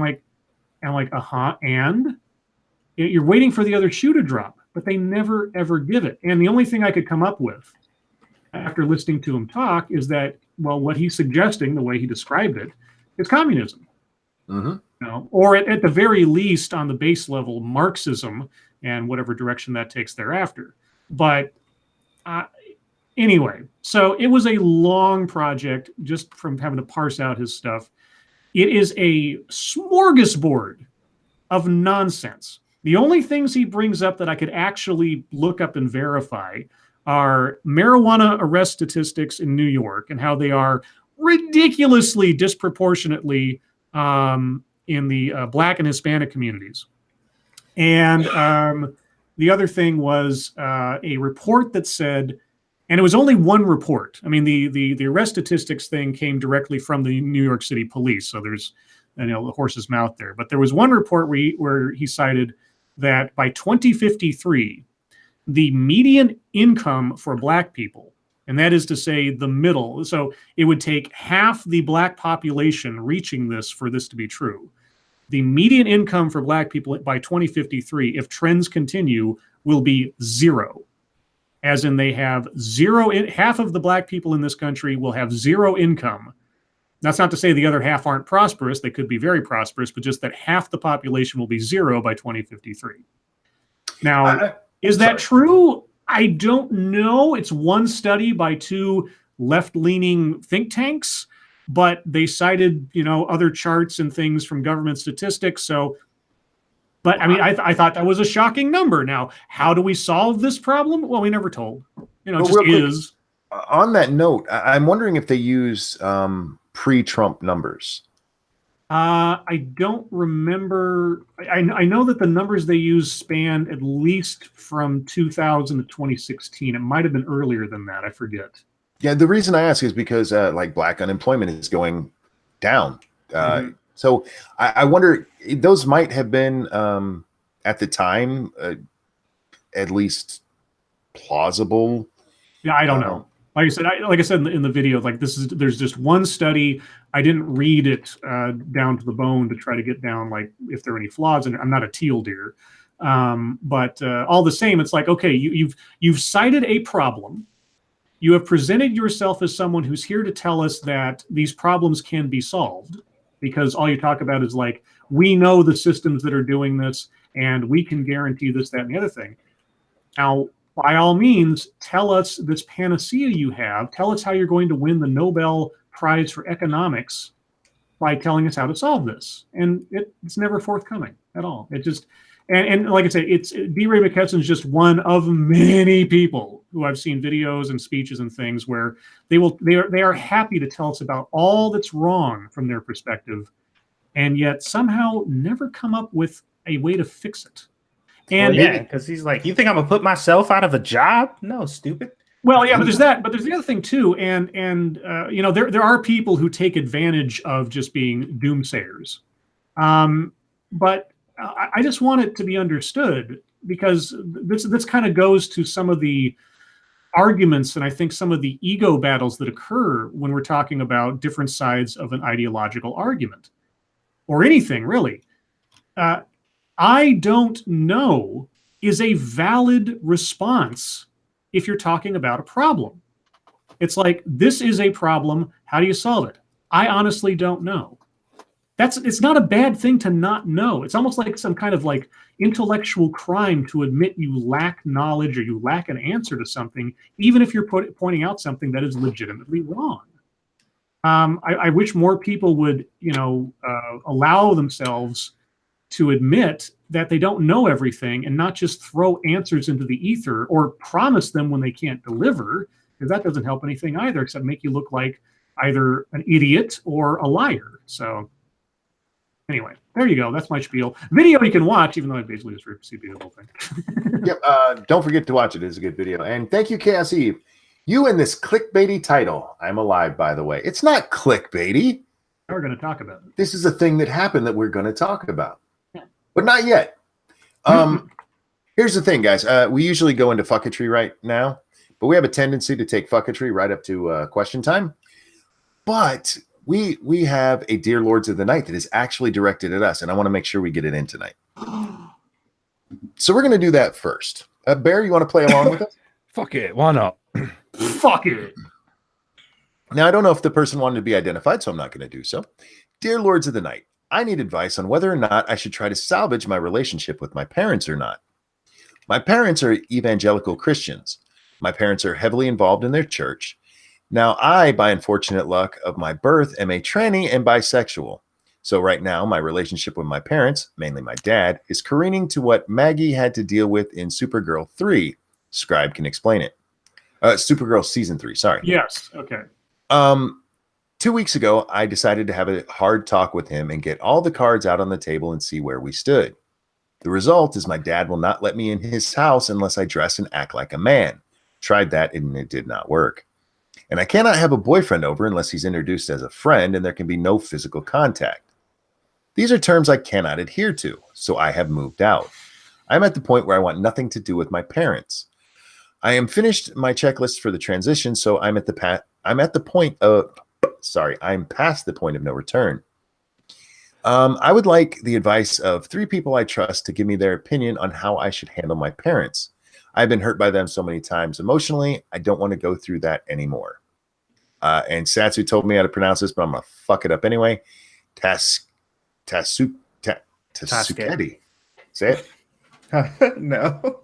Okay, Satsu will know what it means. It means help me in Japanese. My first reaction or first thought is,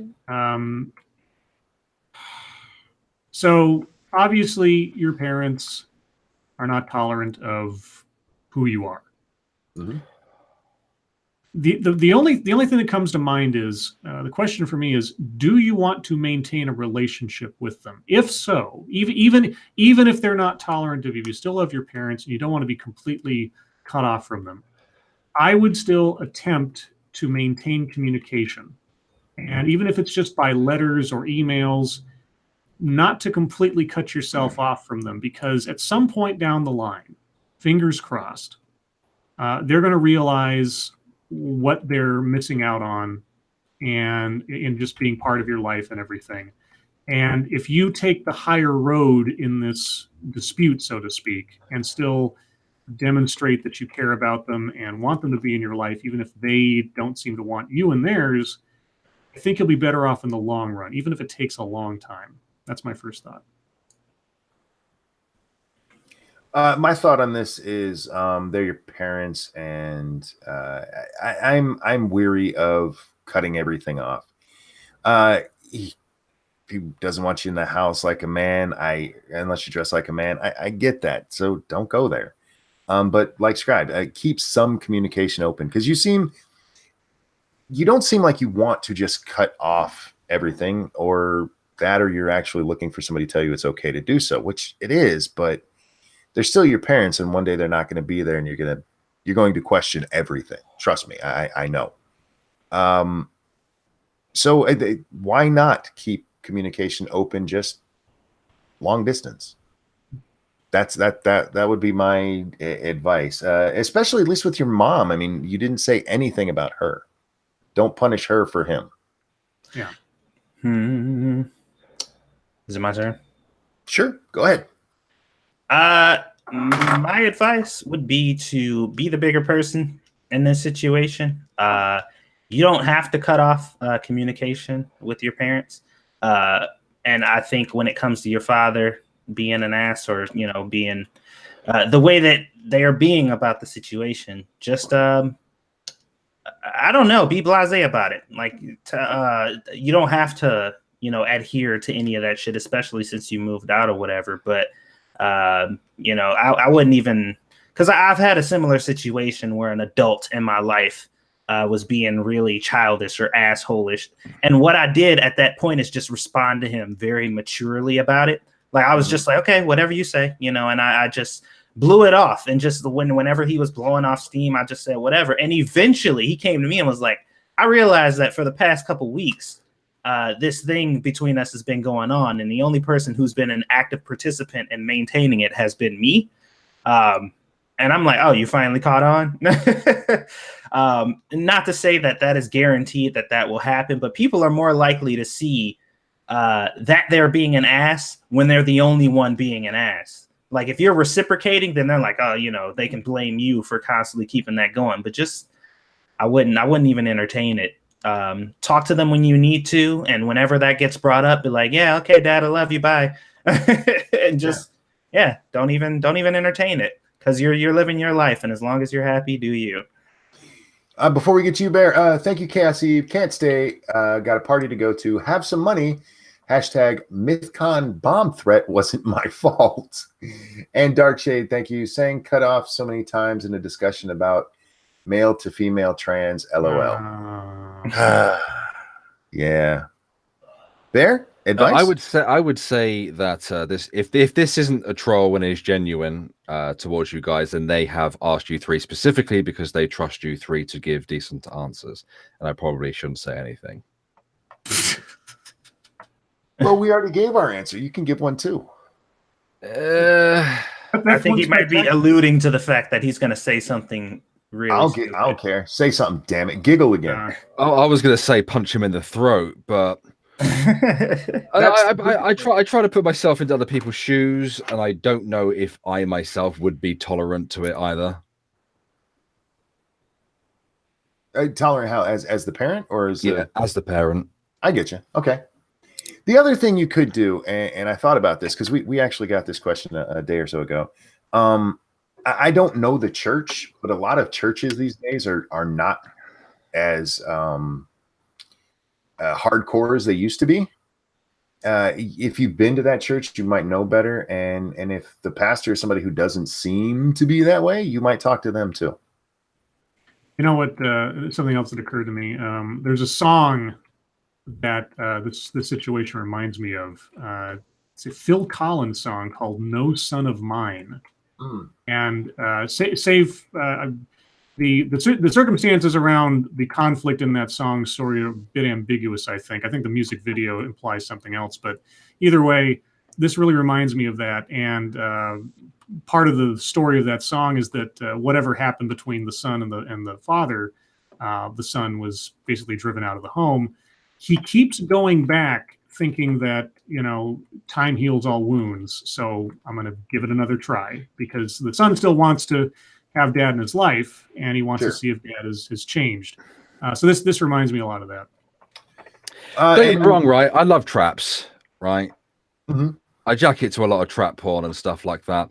It's just, if it was my boy transitioning, I'm not so sure I would react in a positive manner to that. I'm not so sure. As a dad with two boys, I've thought about this a lot, especially with my upbringing, because I was brought up as a Southern Baptist, fire and brimstone Southern Baptist. I don't think there's anything my son could do where I wouldn't still hug him every time I saw him. Oh. And this is he's moved out now, which makes it even worse. Like, well, my youngest has moved out. He actually stays now in the college town that he goes to college, and he stayed there all summer. I got to see him like twice, and like, no, get over here and hug your dad. What if he had covered himself in poop? Would you still hug him? I would, because he's my boy.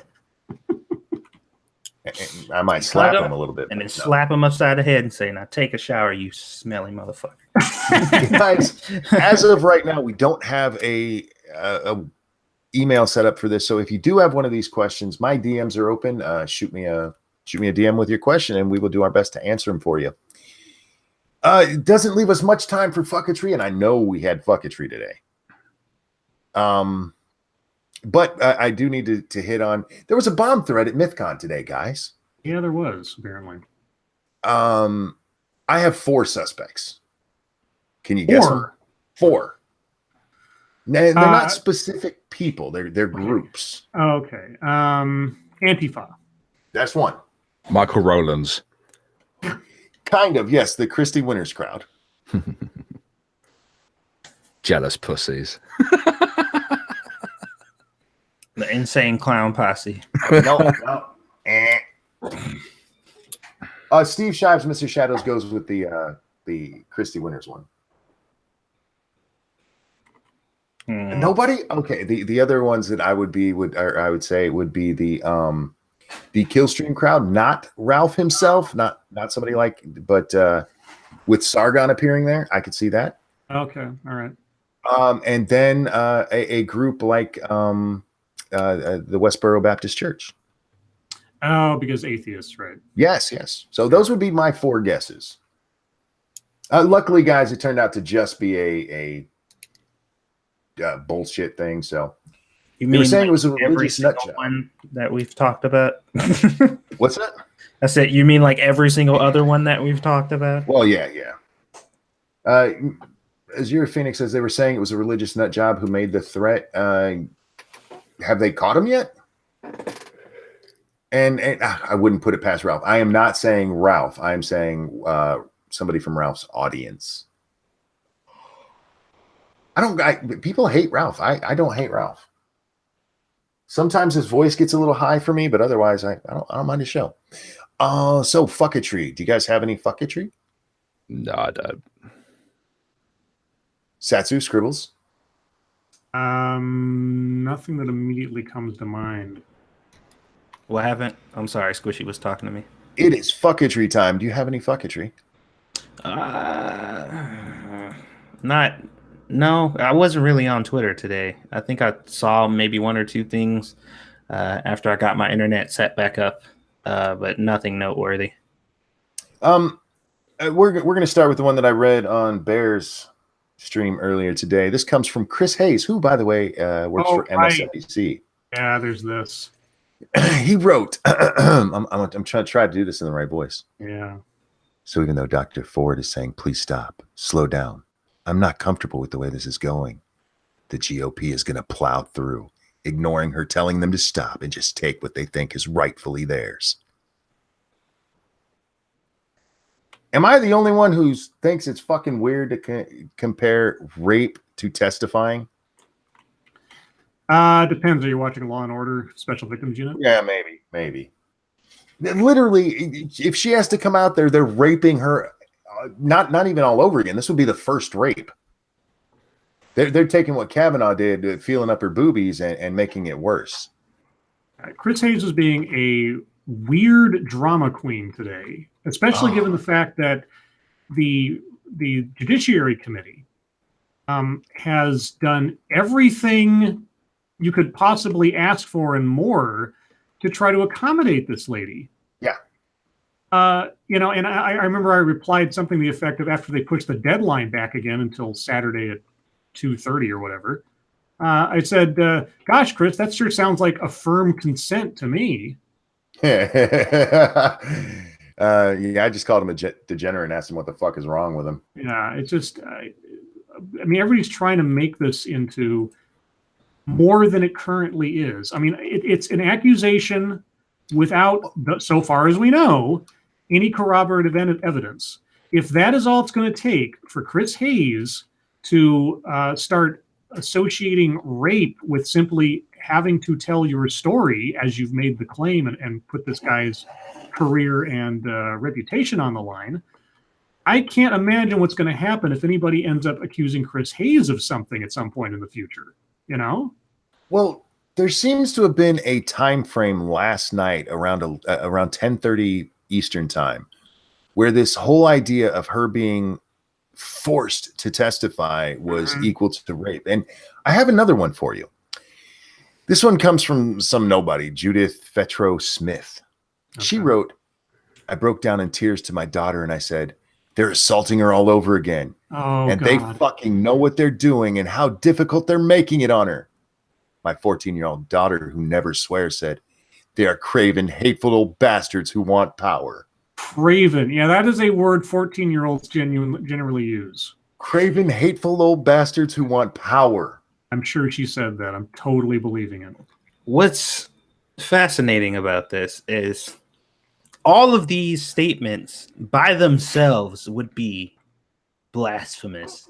But the fact that she basically said, you fucking cowards would never let me testify. Yes. You're just scared. And then they're like, no, we're not. Come on and testify. And now they're like, oh, God, you're actually going to make me do it? Yeah, I mean, there's an article the other day, I think we read something to the effect of like calling the bluff. And I'm like, who called whose bluff again? Mm-hmm. I mean, they took her at her word that she wanted to testify when she said she was willing to testify. And then she gave conditions and started moving the goalposts. And they were like, okay, well, we would like you to testify. Here's the forum. We'll do it in private. We'll do it in public. We'll do it with these conditions. We'll make sure you're safe. Whatever. And yet, it's so screwy. So anyway, I hope it happens. I hope it happens next week. And I hope it is all public. Because at this point, I don't think we could handle a completely private session of all this shit. No, this needs to be public. For those of you who don't follow me on Twitter, I am proud of this. So I want to read my response. Said I broke down in tears to my son and said, they're trying to ruin this man in a political stunt based on contradictory allegations from a woman who was willing to testify until she was given a choice. My 3-year-old son, who can barely speak, said, bitch be lying. Dude, that is awesome. I'm proud of that one. And with that, guys, we are on to your time. Questions, comments, concerns, throw them in the chat now. We'll do our best to get a hold of them. I know there's more fucketry, but I really did want to make sure we got in that question. So, bitch be lying. Bitch be lying, man. That was a completely made up thing, and we all know it. So fuck off. I do want to remind everybody we will be playing Raft right after this over on 2 Cents Plus. Nuts, if you'd be so kind to throw that back in chat if you're still here. And my Streamlabs is working, guys. So if you don't want to give YouTube your money and you want to donate, you can toss it over there.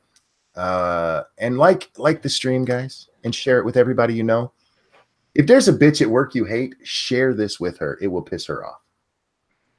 I am just fascinated by the blatant stupidity. I do wonder though, before the questions start rolling in, what else in that time frame that people are pretending doesn't exist have they sacrificed in order to clean that whole basically her begging to testify from their brains? Like, what else happened in their lives at that time that they also erased?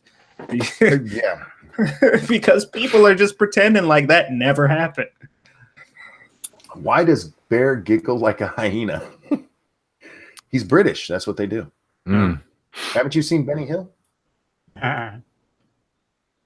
Ebony wants to know the best position to sleep in. Passed out on the floor. I hear that a general fetal position is the easiest on your body and back and everything. Go ahead. I'm sorry. That's how I usually sleep. If you knew your kid would turn trans before you had them, would you still have the kid? If we're already pregnant, if we're not, I think with the struggles they would have, I would have a hard time bringing myself to bring them in the world and with that. Yeah. I mean, if I've already irresponsibly ejaculated, then yeah, of course. I mean, you're just bringing another person into the world. It's fine. What's the worst game show answer you've ever seen? I actually have a good one for this. And it's not the in the butt thing from Newlywed Game, which is a great classic moment. That was great. The question was weirdest place you've ever made whoopee, and her answer was in the butt, which was awesome. No, I was watching Family Feud one time, and it was the lightning round at the end, and the dude said, name a garden bug, and the guy answered cockroach. Like cockroach? I mean, it could be in a garden, I guess, but that's not what most people would say. That's not what you think of with a garden bug. Yeah. I don't know. The funniest scene I've seen in that was when the two dudes were there, and I think they said name one of the 7 dwarves that you would like call your wife in bed or some shit like that, and they both like was like, no, I'm good. Yep. Like neither one of them answered. They just sat there. I was like, you gonna answer? Because I'm not. The best answer, or at least the ones that are sort of classic, but there's one. It's very old. It's from the old "You Bet Your Life" game show that was hosted by Groucho Marx. Remember, this is back like black and white 50s kind of shit, right? And so he's got this lady there, and I forget exactly what the question was. It was something to the effect of, "Are you?" He was just asking her question, like interview stuff. She was just like, "Are you?" So you recently got married? She says yes. He says, "Oh, happily?" And she says, "Well, you ever been made love to by a Frenchman?" Oh my god! And she says it's the Groucho Marx on the thing, and everybody's like blowing up, like, and Groucho Marx just gets this deadpan look on his face and looks towards the camera, and it is so perfect. I mean, it's like if you didn't know this lady was just Joe Schmo contestant on the show, you'd almost think it was scripted. It was so good. Have you ever been so tired that everything becomes the funniest thing ever? Oh, many times. Oh yeah, look at Bear. Bear.exe has stopped working. Oh. Why do people say disingenuous when they mean that's a lie? It's a more polite way without if you're not 100% sure, if you can't point to something and say this person is intentionally lying and trying to be deceitful, saying they're disingenuous is that they are knowingly saying something that isn't completely true without actually calling them an outright liar, or if they're like if they're saying a half truth. Usually use that when they're saying a half truth, like something they say is a little bit true, but they're actually trying to slip in stuff that isn't actually right. Or there's a difference between being disingenuous and lying. You can, it's what Scribe just described right there. You can tell the truth, but frame it in a way that just is totally disingenuous. Yeah, like if you guys want a good example, I'll give you one. When I was young, I stretched out my arm and I was yawning and I hit my little sister in the face by accident. But she told my mom that I punched her in the face. Right. Now, it was true that I hit her in the face. Right. But it was not true that I like intentionally punched her in the face. If you want a recent active example, it's like putting up a headline that says, Nikki Haley looks out her office window through $52,000 curtains. Yes. And, right. Yeah, and it's like, okay, so you're not saying something that's incorrect, but the way that you framed it is not correct. Bear, should we let you go to sleep, bud? Yeah, I'm gonna go to bed, mate. All right, man. Thanks for coming and hanging out with us tonight, man. That's no problem. Thank you very much for the invitation, guys. I appreciate it as always. You guys know I love coming on Lords of the Night, but I am fucked, boys. Stop coming on me, please. Thank you. I will come all over you irresponsibly as fuck, and you will love it, you slut. Oh, even Bear knows Scribe's a slut. I know, right? Hashtag Scribe's a slut. He's known me the longest, so. Exactly. You're not fighting against me, though, are you? All right, man. You go get some sleep. We'll talk to you another time. Night, guys. Peace out. See you, bud. Bye-bye. Later. All right, Lords of the Night. Did you see on Twitter that roaming millennial is being called a yellow Tom? I didn't, but it's not the first time. I don't think I understand the phrase. I don't think I've actually ever heard that before. That's that phrase. I mean, that's I've never heard it put that way. Yeah, I've heard Twinkie. Okay. I see. For those of you who don't get it, it's like being an Oreo. Yeah. It's Ben and Jerry's committing illegal campaign finance with their parent company being Danish by making, selling, and donating to 1 out of 8 progressive politicians. Probably not.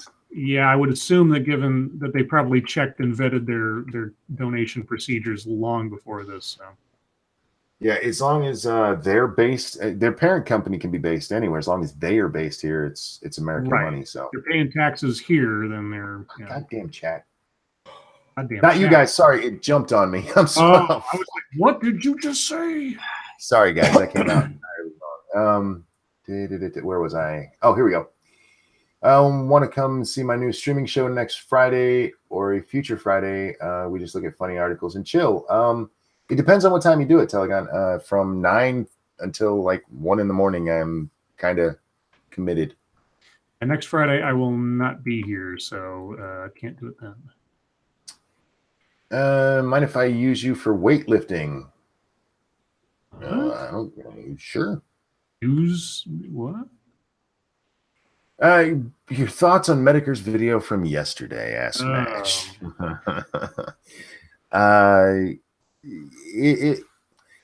Scribe, you were right. There was one part I hadn't heard. Yeah. I heard everything except for the decapitated animal part. Yeah. I don't have anything to say except fuck that dude if that stuff's true.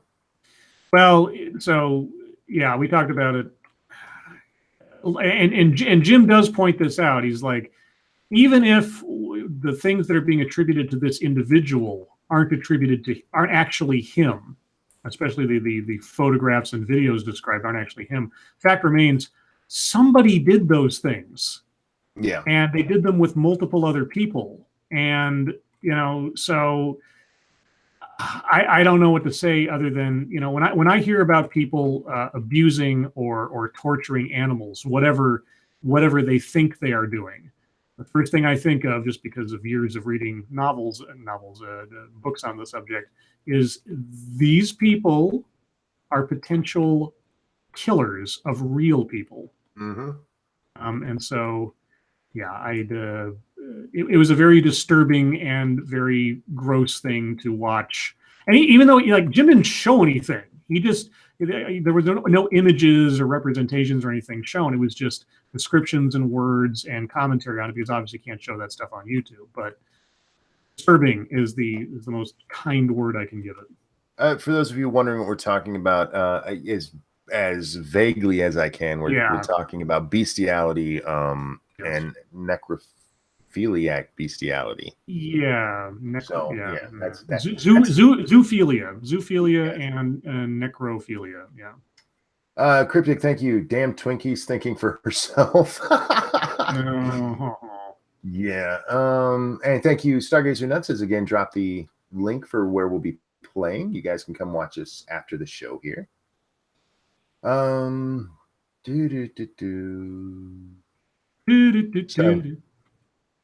I'm yawning, and my fucking chat jumped again. Let's see where we're at. There's everybody saying goodnight to Bear. Link to gameplay, please. Is that for us, or are you talking about for the Quiplash that I think somebody's hosting in Discord? I plan on doing my first unboxing video, and I was wondering what category should I list my video, says Stacy Gardner. Well, what kind of unboxing are you doing? Yeah. Is that going to be something like, if you're unboxing a video game box and you plan on doing video game stuff on your channel, then it'll be a video game box. I usually do entertainment on my unboxing videos. Yeah, that too. I put all of my videos in comedy because I think I'm funny. I love when people go, "Do you think? Oh, you think you're funny?" Like, yeah, I do. What's wrong with that? What does a sign say on an out of business brothel? Beat it, we're closed. Oh.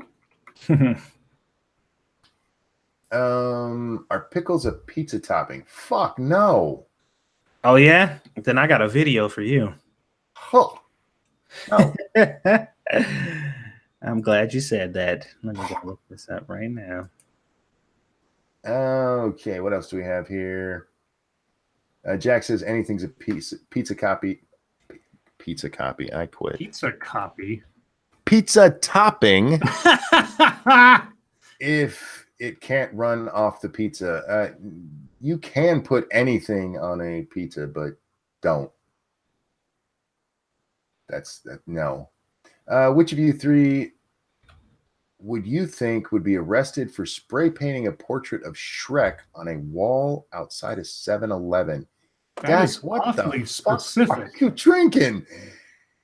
Of the three of us, I honestly have no idea. That's an odd question. I wouldn't get caught for it, so it'd be one of those two. Yeah, there you go. I'm not signing my name to that bitch. Oh God, it jumped again. God damn it! But you're having real problems with this. It keeps doing it. There's some nights it doesn't do it at all, but you guys are talkative. Not saying which of you did it, but which would be arrested. Oh. Who would reframe, you mean? Well, I think there's one of us that's easier to convince the police about. I mean, of course, Scribe. Yeah, I'm pretty shady looking. I would probably be if the three of us did it together and the police showed up, I would probably be the one arrested because I couldn't run away. There you go. Those two could. So, me. It's the same as like, who's going to die in the apocalypse first? It's going to be me. Yeah, anything where there's a need to be fast, I'm the loser. That's a wonderful thing to say out loud. I'm the loser. I'm the loser in the race of life. I'm the loser. Okay. What's a good idea for a podcast? Something you're interested in. Yes. That's the lazy but most reasonable answer. Yeah, something you're interested in and passionate about. Yeah. Yes. And you can find your niche audience that likes the same thing you do, and there you go. Because truth be told, no matter how popular said topic is, if you're just talking about it because you think it's popular and people want to hear about it, people who actually care about it will know. Yep. And they will beat you down. So make sure it's something you know stuff about and that you passionate is the part that gets me, because like most of the things we talk about on this show I'm passionate about. The only one that we talk about that I'm not is anime, because I just don't know it. And that's where Satsu is very passionate. And so I mean, you have to have what you're talking about has to be important to you. Yeah, like serial killers. Yeah, that's where Scribe jumps in. Yeah, amongst other things. It just jumped, which is okay because that shows me my super chat. Thank you. Nope. Monkey won't be able to walk to the 7-Eleven. Satsu would get arrested just for going to the 7-Eleven, which leaves Scribe. Oh. Okay. Can you tell me a bedtime story? Once upon a time, everyone you ever loved died. Yeah. I was going to say, you will die in your sleep tonight. I was going to say, once upon a time, everybody ejaculated irresponsibly, and we were all born. There you go. Friends don't let friends ejaculate irresponsibly. Scribe, can you give us some dad jokes about the we didn't talk about that. We do need to talk about that for just a moment. And I'll finish this question in a second. Scribe, can you give us some dad jokes about the Braille baseball jerseys for Monkey's sake? Oh, I didn't see that question. What? Can you give us some dad jokes about the Braille baseball jerseys for Monkey's sake? 2 days ago, guys, the Baltimore Orioles. Sometimes I am the bee in subtle. I say I didn't see that. Oh, I missed question. That. I see. And Monkey just go whew right over his head. Right over his head. Well, you could have been doing something else. Yeah, I am the bee in subtle. I don't know. Anyhow, the Baltimore Orioles became the first team to take the field with Braille on their uniforms. Instead of Orioles on the front, it was in Braille. And instead of their names on the back, it was in Braille. It wasn't actually in Braille. It was in dots that resembled the Braille's pattern. That's what it was. It wasn't actually, but yeah, anyway. Either way, this does nothing for blind people. Not really. Literally nothing. Because it's not like even if it was real Braille, they were going to let every blind person in the country who watches baseball come up and touch the uniforms to know who's at bat. Well, here's my question. Was there something and I don't know the answer to this. Was there something going on that night at the stadium that was in conjunction with this? Was it like a fundraiser or some kind of thing for, It doesn't matter. It literally is pointless. Well, no, but it is pointless. I mean, I can see it part of the marketing thing to get press attention. I mean, if you're trying to get PR for a particular cause or something, even though it doesn't do anything for blind people insofar as they can't read the uniforms, if it gets people thinking about, advocacy for the blind or fundraising or something else or sponsorship, that makes perfect sense to me, even if the idea of having printed Braille on uniforms is a little weird. I was just curious if there was a method to the madness behind this, or they were just doing it as sort of an empty PR move. Like I said, I don't know the answer to that question. I'm just curious. Even if it was a PR move, all you've done now is made it so you didn't make it so people like can't see the name, so they know what it's like to be blind. Right. All you've done is made it so the people who can see can't fucking read it. I wonder, the guys calling that game that night, were they having problems like pointing out who was doing what the whole night? It's like, yeah, well, I'm a little off on my braille and I can't reach out and touch someone, so I would call them .. space is up to bat. Yeah. Oh God, it's just such pointlessness. That's when people go, "What's a virtue signal?" That is a virtue signal. If they wanted to raise awareness for the blind, put something about blind people on the fucking jumbotron all night. Give away part of the ticket proceeds to blind charities, and make sure you tell people that's what's happening. Don't put fucking braille on a uniform that a blind person can't fucking see. Stacy Gardner says it's a Venom collector's box. I don't know what that is. Like Venom, the character, like the bad guy? I don't know. I don't understand. I disagree. If one of my friends is gonna ejaculate irresponsibly, no fucking way I'm getting there to try to stop that shit. Okay, fair point. But when he has a kid he doesn't want, that's your fault. And remember, you could lose your balls for that. Oh, what fucking blind people are watching baseball? Yeah, they tend to listen. Bear says, like the fucking stream. I agree. It's a good stream. We're good people. We do good stuff. We're spreading awareness about the blind right now. Yes. I think it was Blind Awareness Week or something like that. And again, that's fine, but there's other ways to do it where you actually make a difference than those fucking retarded uniforms. Those were fucking stupid. They just were. Trying to get more attention for books in Braille. I don't know. That was a question from Ramen Lewis. I honestly don't know what else was going on. Yeah. The jerseys will be autographed, authenticated, and auctioned off to charity, with the proceeds benefiting the National Federation of the Blind. Aha.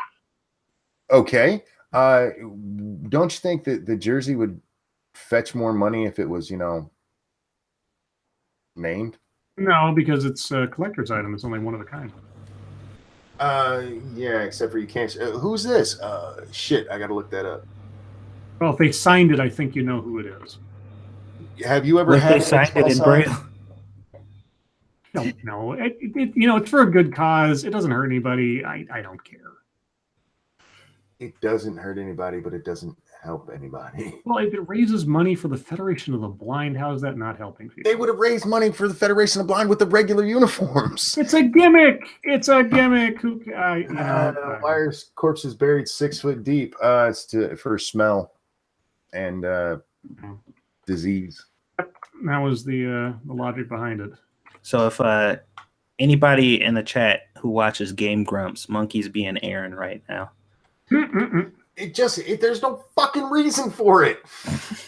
There is a there's not. No, because they could have raised the same goddamn money, possibly more, with a regular fucking uniform or jersey.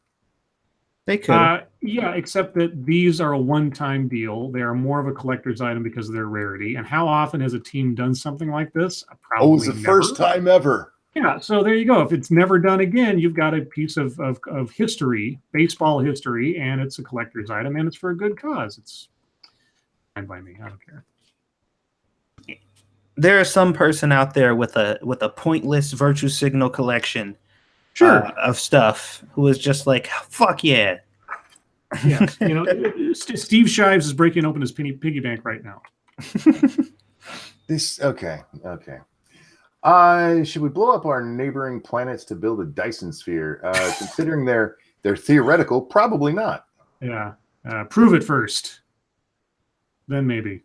One-of-a-kind collectibles are way more valuable if somebody wants it. Yeah.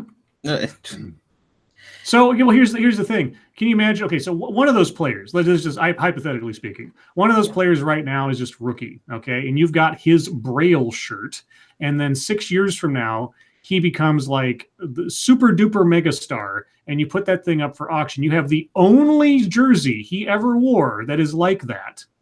You get a lot of money for that because some baseball nut's going to pay for it. You know it. A baseball nut is going to want the authentic thing, a real jersey, not the gimmick. You need to start watching Paul, dude. Yeah, people pay ridiculous amounts of money for stupid things, Monkey. It doesn't matter, especially obscure things like obscure things. Even if you got a whole bunch of even if you got the real authentic or whatever jersey that was specifically signed or worn by him, there are millions of other ones that are manufactured to look exactly like it, but they ain't gonna be nothing else like that. That's not the real thing, signed and hanging on your wall. Exactly, which is why people are willing to pay for it. I'm telling you, man. Orioles don't have fans; they have people who deal drugs in the stands. There's another thing. This is Baltimore, after all. Just got back to my hotel from Mythcon. Hey, First Cynic. Yeah, I saw your tweets. Looked like you were enjoying most of it until the transsexual talk. Did you meet any celebrities, Cynic? Did you get your picture with Carl Benjamin? Monkey, you're missing is one of a kind. No, I'm not missing that. I'm saying that the one of a kind nature is nonsense. In Monkey's opinion. Because Monkey seems to think that he understands the inner workings of fucking weirdos' minds. All right, somebody find me the date of the auction. I want to see how much money they raise off of this. Okay. Tell us about the bomb threat. They're asking you, First Cynic. As far as I know, they were only outside for like an hour, which kind of fast. I don't know how big the venue is. I did see Jim Gaffigan is in town, so you can also go watch that. Cynic or First Cynic. I gotta make sure I got the right. No pics with celebs. Oh, that sucks. I saw Anime Renee was really close to the stage, and she was fangirling hard because she was really close to Blair White. Yeah. Within spitting distance. Let's see. The Braille uniforms were better than some of the throwback uniforms.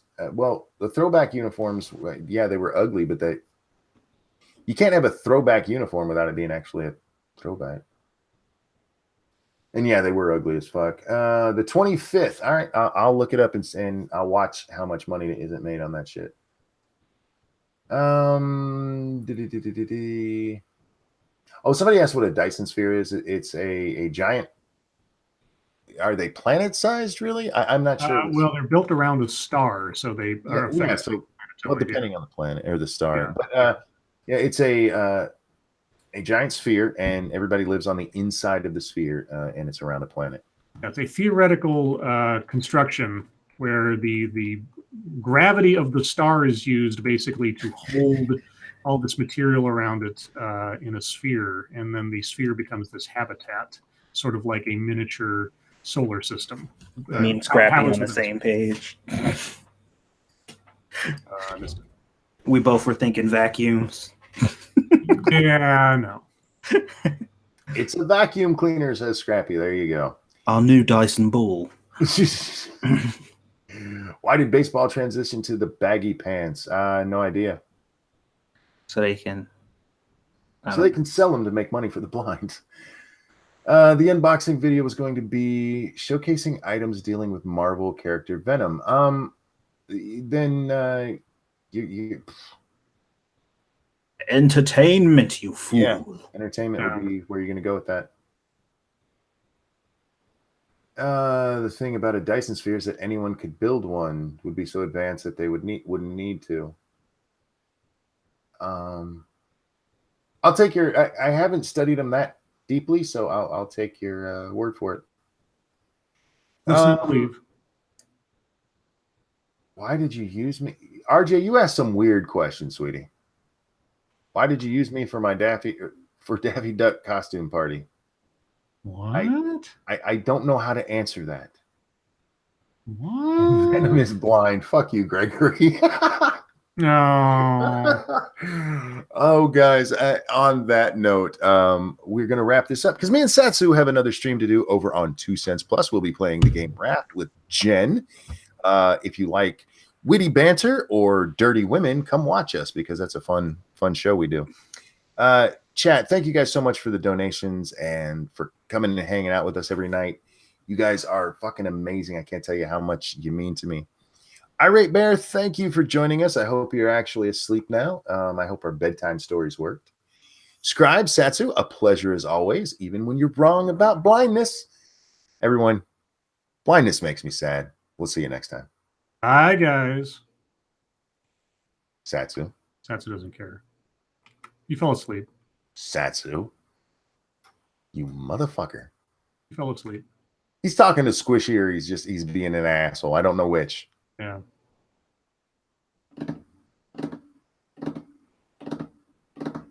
Satsu. Satsu says bye, y'all. Are you speaking for a black person? No, I'm speaking for another human. Oh, okay. I don't see color. You know why? Why is that? You're I'm blind? blind. Well, I'll get a jersey for you.